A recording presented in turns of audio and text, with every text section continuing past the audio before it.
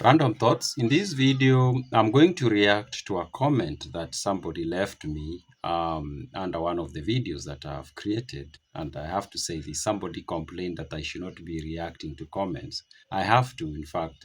I'll prefer if I'll respond to each and every person that leaves me a comment. I think it's important because it should be a conversation, even though it's a video recorded, but at least I should hear from people. That makes me happy that people are watching my content, and not just watch, but they actually watch, like, and comment, leave me a comment, ask me a question, or ask me to tell them what I think about something, or to seek for clarification and things like that. I might not answer everyone, but I would really want to answer everyone. I think it's the best. So if I react to a comment, I think it's proper. It's not. It's proper because that means there's a conversation going on. So there's somebody who left me a question actually under one of the videos, and he asked, could be he or a she. I am not so sure about that. I'm sorry if you are the person. I did not get that part of who you are.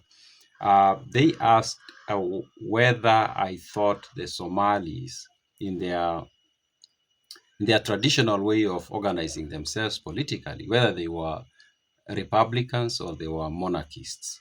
And if you've watched my videos for a while, you know that I like talking about African republics, because republics are what I consider it to be the best form of political organization for a society.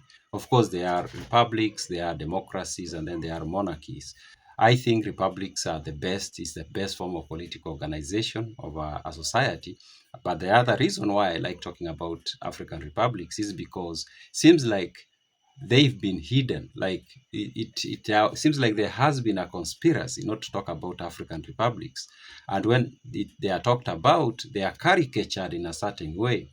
Even though before the arrival of colonization, I would say up to 70% of African societies were republics. But when the Europeans come, it seems like they don't want to talk about them. And I understand why. They came from monarchy society for the larger part. Europe was 99% monarchies in the 19th century when the Europeans were coming to Africa. Maybe that did inform them avoiding talking about the republics, but we need to note that they recognized that republics or a republic was something, because in Europe, the ancient Roman Republic has been celebrated for thousands of years as this exceptional and very uh, good way of organizing politically. But they seem to have been a conspiracy not to talk about African republics, and where they are talked about, they are talked about in such a way that it seems like there was a need to demean them, like calling Senate's Council of Elders, or calling their armies warriors or their soldiers warriors, things like that, or calling the commonwealths that were actually republics, calling them tribes, such kind of wording. Now, but even though I've talked a lot about African republics, and I've talked a bit about African monarchies, and it's not that I hate monarchies. It's a form of political organization that has been there to humans for thousands of years, of course. But the reason why I tend not to focus so much on African monarchies, because a lot has been said about African monarchies: Buganda, Winyoro Kitara, old Mali, or old Ghana, Mali Empire, all these.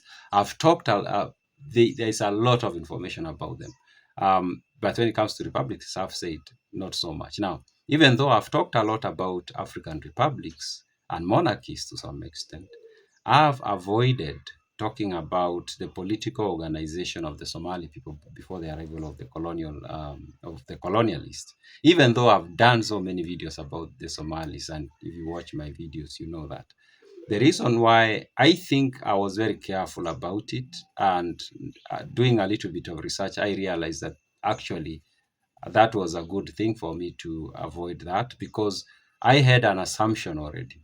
And the assumption I had, and this again is an example of how colonial perception of African societies has influenced how we see these societies. And I already had a perception that Somali society was indigenously, or the indigenous Somali society was a monarchy, a kind of organization. And I'm going to explain. This perception, though, comes from there's a parallel that you can see that it's not just the Somali society.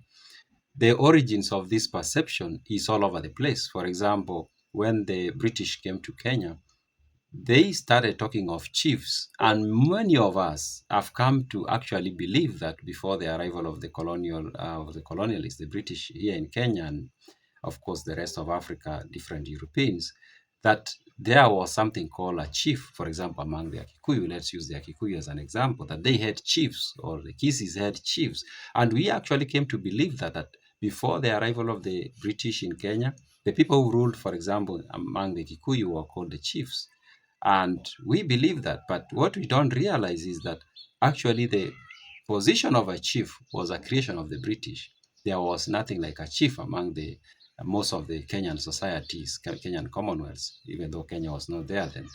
The chief usually was the leader they will find. And if they ask people, so who is your leader? And the people tell them, that's our leader, they automatically gave them chief. And chief means authority and power, and to some extent they have these you can say like a monarchy kind of power, where their word is final, what they say is that, and people cannot change what the chief has said. That's how the image you get. But actually there were no chiefs in most of the societies. What were there were senates that would have maybe the speaker or the eldest of the senators, who would maybe lead the conversations that will happen, and there was hierarchy so that there is no confusion and in confusion, of course, in the way things are handled. And often that is the person the British will call a chief. And there is a reason why they needed to have that strong person in charge. And the reason is they came from a monarchy society. So in a monarchy society where they came from, there was a hierarchy of power. There is the king at the top, or the queen, and then there are these other people. And the king or the queen at the top had much of the say. The rest of the people, even when there is a parliament or a senate, the king or the queen could overrule that house and do things differently from what that house has decided to should be done. So when they come to Africa and Kenya in particular, they come with this understanding of how human society functions. And to them, a human society functions with the hierarchy of power. And so they are looking around, they're asking themselves, who is the person in charge here?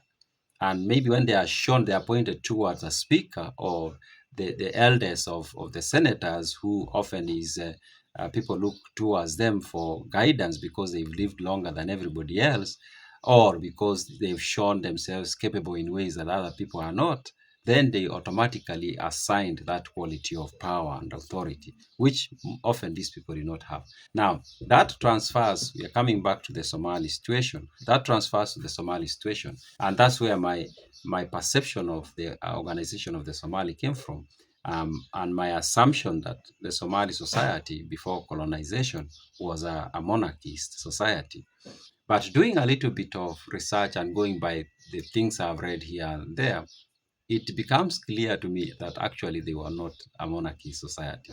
Actually, they were a republic that I can say is very close in so many ways to the ancient Roman Republic. Of course, I've talked about the Geda of the Oromo, which is a very robust republic.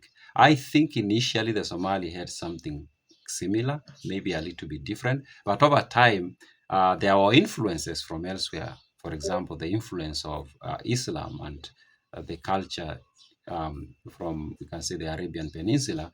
It influenced and it changed how these societies organize themselves politically. But at the core, they remained to be republics. And here is what you see about that. For example, the Somali societies had a council of elders, as they call them, council of elders. I'll call them a senate, called the Gurti.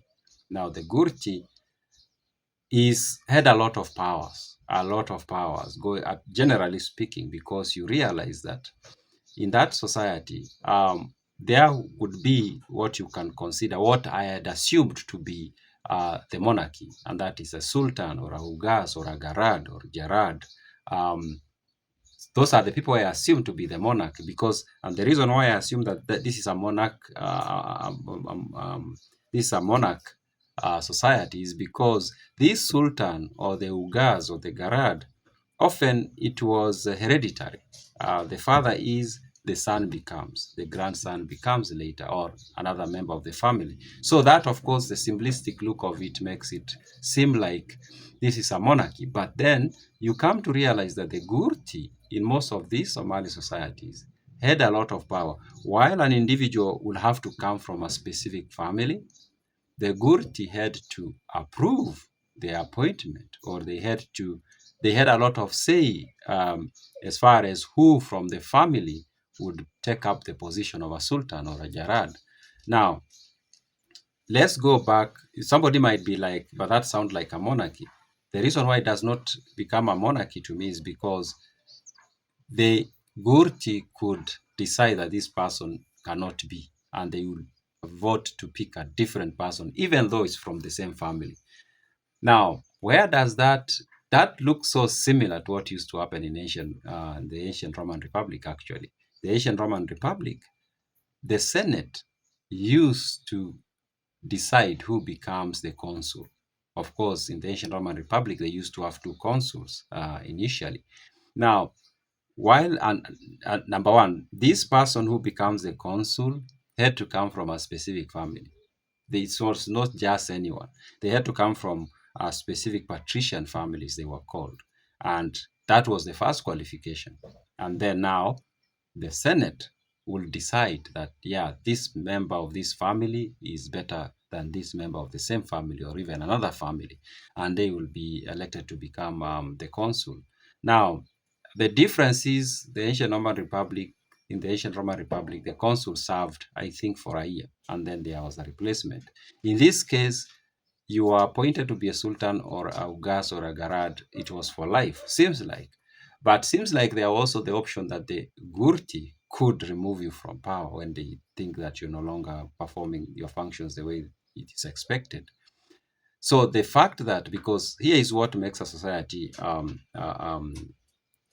republic, is a protocol that exists. And number two, a layer of a Senate, a powerful Senate. A powerful Senate is a very important component of what becomes a republic. So, yeah, you could have a society that has a Senate, but it's not a republic. And this is where the Senate, whatever the Senate decides, is just a suggestion to the monarch. So they suggest that this needs to happen, or we think this should happen. That is sent to the monarch, and the monarch has the power to decide yes or no. That's a monarchy. But if there is a society where, even if there is someone called a king at the top, but then at the bottom here, there is a Senate, maybe even not at the bottom at that point, because it could be argued that it's at the top of the monarch, the monarch. If there is a body, a Senate that decides on issues, and whatever that Senate decides, the so-called monarch has no power to change it. That's not a monarch. That's not a monarchy. That is a republic. Now, in this case, these societies, the Somali society, seems like that's what they were. They had this person, the Sultan at the top, or the Garad, but then they have this Gurti that had a lot of power, and whatever the Gurti decided was not a suggestion. It was the final decision. So I think that makes them republics, even though these seem to be very difficult to classify. It's not like the Oromo Geda. The Oromo Geda is so clear that you just look at it the first time and, yeah, it is a republic. For these, in fact, the very first time you look, especially if you've been contaminated by the approach of the Europeans, the very first thing that will come to your mind is that the Somali societies were monarchies, because you hear the Sultan, of course, the Garad, and there was this transfer of power from father to son and grandson and like that. But then when you start looking at it very carefully, it's not a monarchy. Now, to answer the question of this person, it was the Somali societies or the Somali society. Of course, we need also to bear in mind that the Somali society was not one single commonwealth. They were different commonwealths. So we have to accept that there were variations. There were those that were very close to monarchy, and there were those that were almost pure republics. Those are my random thoughts.